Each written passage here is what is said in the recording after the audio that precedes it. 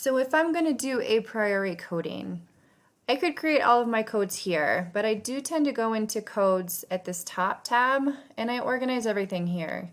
One, because I have more room, and two, because I'm going to come back to this when we're looking at analyzing each code. So I'm going to go back up to this add button and I'm going to go ahead and add my 3 a priori codes of trial and error, the top-down approach to trainings,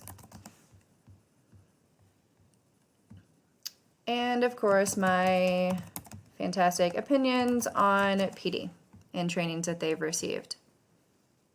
So now I'm going to go back to my media, double click, and now I can read through the whole thing again, and all of my codes are now here as well.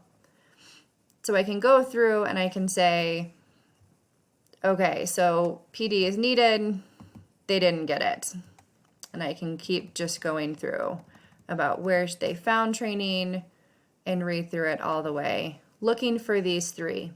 And remember, just because I have an a priori code that I'm looking for intentionally does not mean that I'm going to find it in every single interview.